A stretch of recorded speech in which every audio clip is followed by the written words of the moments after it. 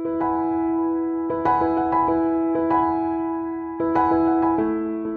guys, welcome back to another one of my speed draws. I just wanted to apologize really quick. I am still kind of sick from yesterday, but I am doing a lot better today. I'm still drinking my saffron tea and I'm feeling loads better, but I could be better. But anyway, speed draws. Yes, let's go. Okay, so today's speed draw is definitely inspired by more of the mystical and medieval fantasy kind of lore.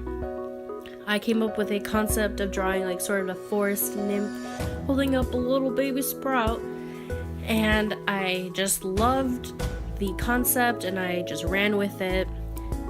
During this whole thing, I was going to record the initial sketch, but I did find that it would be way too long if I had done that. I do take my time when coming up with concepts, especially when determining placement. Oh god. Placement is not one of my strengths.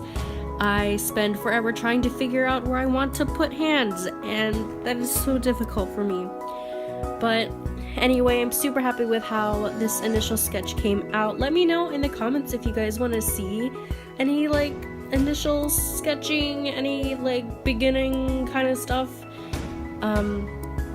But yeah, anyway, let's continue on with what I am drawing here. Let's see. So for hands and skin and faces, I love going with more of the pastels. Pastels are my favorite because they go on so light and then they just get darker every time you color over them. So it really helps me determine shade and light and everything that makes pictures wonderful. And it's just so nice to be able to build it up. So during this time I created a little model and I'm trying to figure out hair colors. Hair colors are so hard for me to sort of picture out in my head, so I always create a little model at the end. And then here I decided to go with red. So bright colors are a little bit more difficult for me, especially since they are not those pastels. They don't build up color. It is very like, look at that. That's like bright cherry red. This one is called Lipstick Red by Copic, in case you guys are wondering about that. But these ones are way more difficult for me to use. With these ones, once you slap it on the paper, that is the color you are getting, and there is no going back. You are just sticking with that, and that's it. But here we go. I did love how this red came out, especially in contrast with her skin, because I was trying to think of the color wheel. I was going to do pink hair, but then I do that so often because my favorite skin tones include like the bruisey kind of greeny skin tones with like all of the appendages that kind of stick out of like your face and your hands and stuff like that. I do those more of a warm color. But this one just added a beautiful contrast that I would have never thought of unless I had made that 3D model. So in case you are trying to figure out colors for your sketches or drawings that you're planning on doing, I would definitely create like a little thing on the side or another piece of paper in case, in my case, it was drawing it on a separate sheet of paper that I use to sort of block out, page running. I don't want it to hit the picture I have underneath it because I'm saving that one for another speed draw. But anyway, especially back to the red. What am I talking about? Back to the red. In order to create the sort of depth, you have to use a darker color, and for me I used a burgundy color.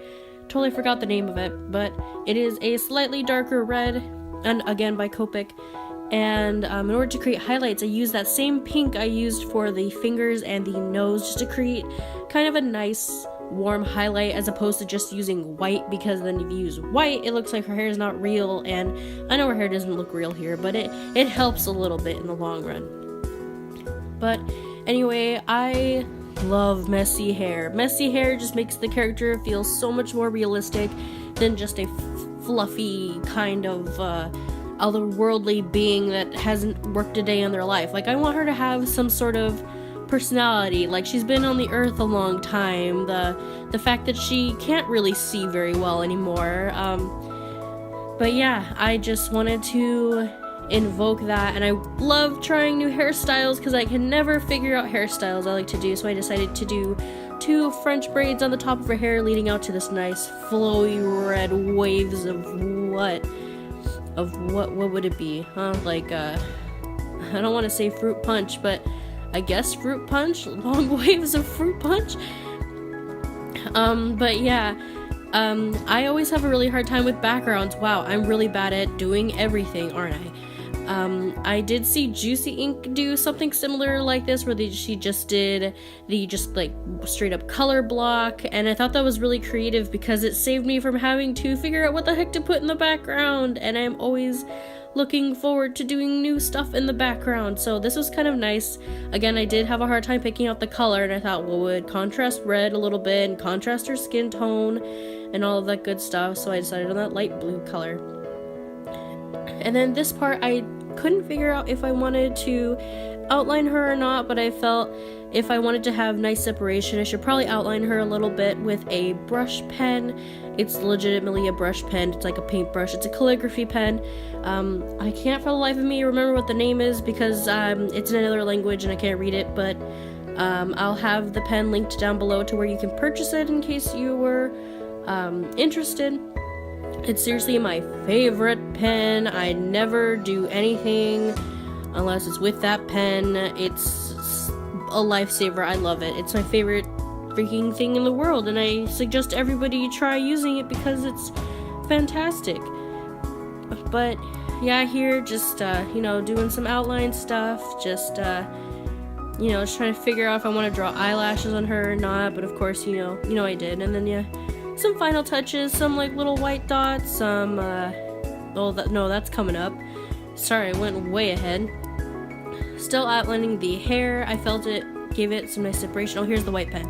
Okay, now the white pen I just stick on her eyes, places where I feel like she needs a little bit more highlight, like on the tip of her nose, inside of her eyeballs, little parts of her hair.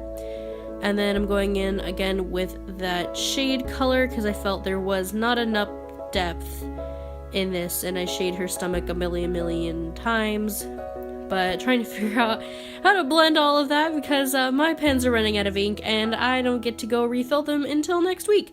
So, oh look, some little gold and silver stars in the hair. I just wanted to make it seem more magical. But anyway, we are coming to a close. Thanks for letting me ramble to you for a couple minutes, and here is the final shot, and I will see you guys later. Bye!